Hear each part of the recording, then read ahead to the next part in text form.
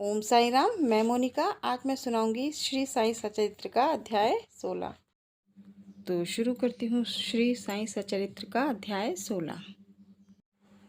श्री साई सचरित्र के रचयिता कै श्री गोविंदराव रघुनाथ दाभोलकर हेम पंडित जी थे। साईं बाबा कहा करते थे, मैं फ़कीर हूँ, ना तो मेरी स्त्री है और ना मेरा घर द्वार है। सब चिंताओं को त्याग कर मैं एक ही स्थान पर रहता हूँ। फिर भी माया मुझे कष्ट पहुंचाती है। मैं तो उसे भूल चुका हूँ, परंतु माया मुझे नहीं भूलती। श्री हरि की यह माया ब्रह्मादि को भी नहीं छोड़ती।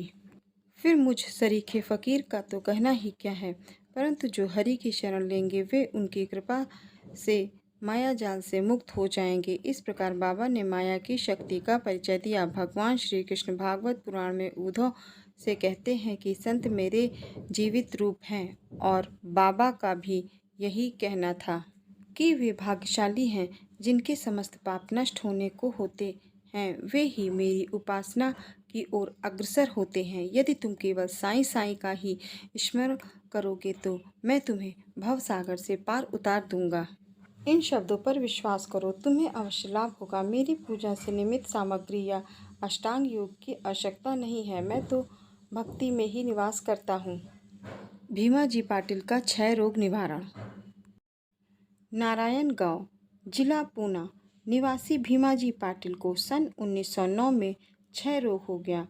अनेक प्रकार की चिकित्सा से भी कुछ लाभ नहीं हुआ। अंत में हताश होकर भगवान से सहायतार्थ प्रार्थना की।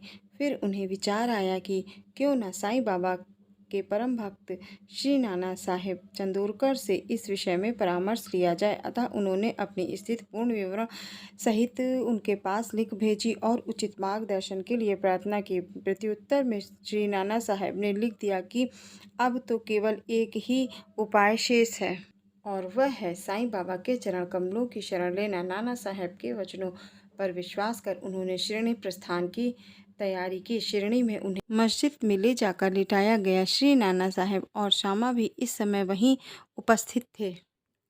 बाबा बोले कि यह पूर्व जन्म के बुरे कर्मों का ही फल है, इस कारण मैं इस झंझट में नहीं पड़ना चाहता। यह सुनकर पाटिल बोले कि मैं बिल्कुल निसहाय हूँ, हे दीनों के शरण, मुझ पर दया करो। इस प्रार्थना से बाबा का हृदय द्रवित हो गया और वे बोले कि अच्छा ठहरो, चिंता ना करो, तुम्हारे दुखों का अंत शीघ्र होगा। कोई कितना भी दुखित और पीड़ित क्यों न हो, जैसे ही वह मस्जिद की सीढ़ियों पर पैर रखता है वह सुखी हो जाता है। मस्जिद का फ़कीर बहुत दयालु है और यह तुम्हारा रोग भी निर्मूल कर देगा। वह तो सबकी रक्षा करता है। रोगी को हर 5वें मिनट पर खून की उल्टियाँ हुआ करती थी, परंतु बाबा के समक्ष उसे कोई उल्टी न हुई। जिस समय से बाबा ने अपने श्रीमुख से आशा और दयापूर्ण शब्दों में उक्त उद्गार प्रकट किए, उसी समय से रोग ने भी पलटा खाया। रोगी को भीमाबाई के घर पर ठहरने को कहा। यह स्थान ऐसे रोगी के लिए सुविधाजनक और स्वास्थ्यप्रद तो न था, फिर भी बाबा की आज्ञा भला कौन टाल सकता था। वहाँ पर रहते हुए बाबा ने 2 स्वप्न देकर उसका रोग हरण कर लिया। पहले स्वप्न में रोगी ने देखा कि वह एक विद्यार्थी और शिक्षक के सामने कविता कंठस्थ न कर सकने के कारण दंड भोग रहा है। दूसरे स्वप्न में उन्होंने देखा कि कोई हृदय पर नीचे से ऊपर की ओर और ऊपर से नीचे की ओर पत्थर घुमा रहा है, जिससे उन्हें असहनीय पीड़ा हो रही है। स्वप्न में इस प्रकार कष्ट पाकर वह स्वस्थ हो गए और घर लौट आए। गांव पहुंचने पर भीमाजी पाटिल ने सत्यनारायण व्रत के स्थान पर सत्य साईं व्रत आरंभ कर दिया। बाला दर्जी का ज्वर छू हो गया। एक अन्य भक्त जिसका नाम बाला गणपत दर्जी था, वह एक बार जीर्ण ज्वर से पीड़ित हुआ। जब अनेक उपचारों के बाद भी ज्वर ठीक नहीं हुआ तो शिरडी में आकर बाबा की शरण ली। बाबा ने उसे आदेश दिया कि लक्ष्मी मंदिर के पास जाकर एक काले कुत्ते को थोड़ा सा दही और चावल खिलाओ। घर पहुंचकर चावल और दही लेकर वह लक्ष्मी मंदिर पहुंचा, जहां एक काला कुत्ता पूंछ हिलाते हुए मिला। उसने वह चावल और दही उस कुत्ते के सामने रख दिया, जिसे वह तुरंत ही खा गया। जिसके बाद बाला दर्जी का ज्वर हमेशा के लिए जाता रहा।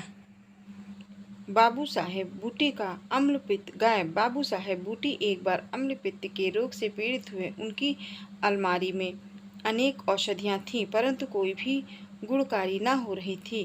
बाबू साहेब की स्थिति गंभीर हो गई। अब वे मस्जिद में जाकर बाबा के दर्शन करने में भी असमर्थ हो गए। बाबा ने उन्हें बुलाकर अपने सामने बिठाया और बोले, सावधान, अब तुम्हें दस्त न लगेंगे। अपनी उंगली उठाकर फिर कहने लगे कि उल्टियाँ भी अवश्य रुक जाएंगी। बाबा ने ऐसी कृपा की कि रोग समूल नष्ट हो गया और बाबू साहेब पूर्ण रूप से स्वस्थ हो गए। एक अन्य अवसर पर भी वे हैजे से पीड़ित हो गए।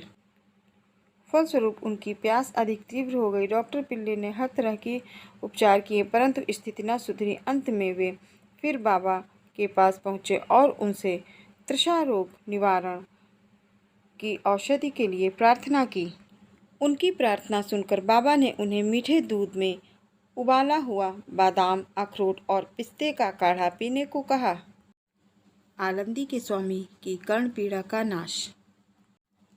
आलंदी के एक स्वामी बाबा के दर्शनार्थ शिरडी पधारे। उनके कान में असहनीय पीड़ा थी, जिसके कारण उन्हें एक पल भी विश्राम करना नामुमकिन था।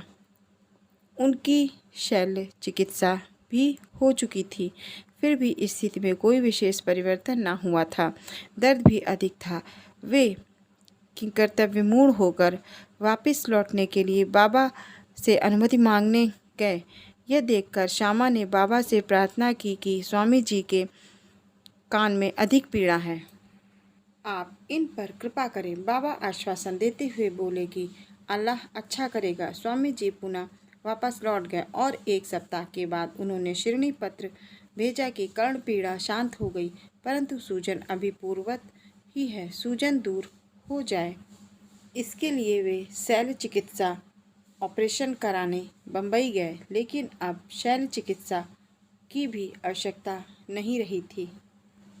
मूंगफली से उपचार। एक अन्य भक्त काका महाजनी के अतिसार हो गया था। बाबा की सेवा क्रम कहीं टूट न जाए, इस कारण वे एक लोटा पानी भरकर मस्जिद के एक कोने में रख देते थे, ताकि शंका होने पर शीघ्र ही वह बाहर जा सके।